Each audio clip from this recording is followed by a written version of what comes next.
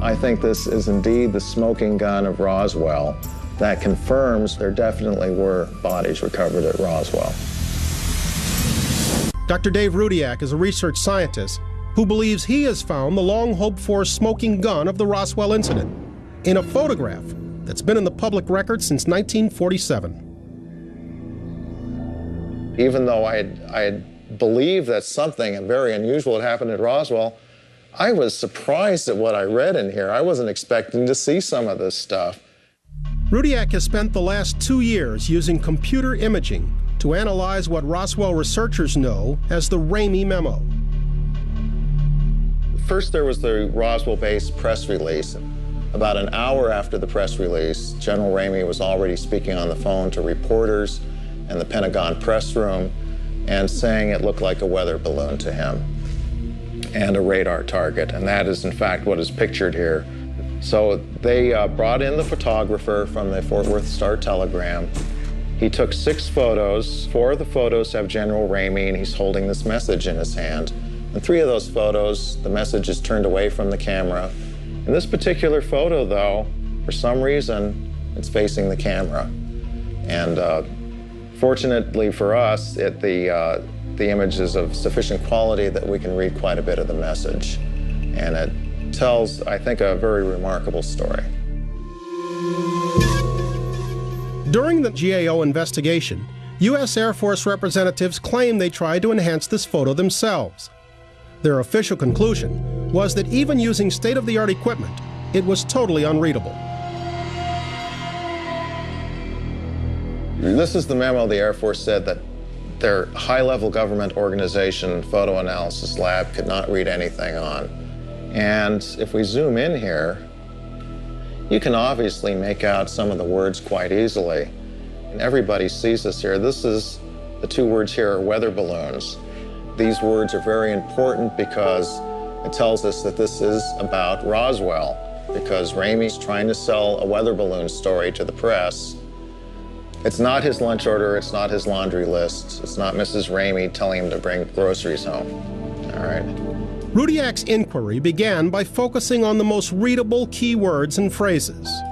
Here's the word disc, and it's in quotes because there's a new use of the word, and they typically put the word disc in quotes. Another group of words that everybody sees are right here. It's Fort Worth, Texas. Another key word was identified, both by Rudiak and other researchers who have analyzed the memo. Up here is a key word that was picked out by the first group. They read this as victims up here. Here's a graphic of this keyword victims. These letters underneath are actual teletype font. I'm just assuming that we have these 4 letters. The question is how many words in the English language will fit that? And here they are. The only word that seems to fit is victims.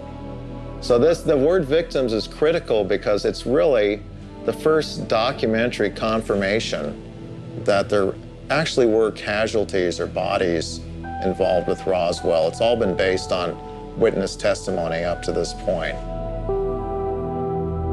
Rudiak believes that by piecing together the most legible words and phrases, even the simplest reading of the Ramey memo is incriminating. Of course, if you have this phrase up here, which is in the first paragraph, says, and the victims of the wreck. If there were victims, this can't be explained by a balloon crash. This is one of 7 known photographs that was taken at Fort Worth Army Airfield on July 8, 1947. This is General Roger Ramey seated here. Next to him is his Chief of Staff, Colonel Thomas Dubose, who later said that this weather balloon that they had displayed was just a cover story that they used to get the press off their backs. After 2 years of research, Dr. Rudiak believes he has interpreted the entire text of the memo in General Ramey's hand. So here's the first paragraph. It reads, Fort Worth Army Airfield acknowledges that a disc, again in quotes, is the next new find west of the cordon. If I'm reading this correctly, they found the main disc west of the cordon, and General Ramey is confirming this. And then it goes into this phrase, and the victims of the wreck. You forwarded to possibly the team, some sort of team at Fort Worth, Texas. So you have something in the disc, the aviators in the disc. They were going to ship them by a B-29 special transport, it's abbreviated as ST, or a C-47. I have about 80% confidence in what I have here. I think at least 80% of the words are correct here. I think even if people can test most of the words that I've come up with, that there's enough words that are clear enough, such as in the disc, victims of the wreck, that it puts the lie to the whole balloon explanation, and also to the Air Force's claim in 1994 that nothing could be read in this message. The potentially damning evidence, not just of an alien crash, but possibly of a 6-decade government cover-up. Here it was in black and white. As I remember, almost sent chills down my spine. Secret laboratories, engineering wonders. It seems unbelievable, unless you believe there really was an alien crash landing in Roswell. David Rudiak says he has proof of that.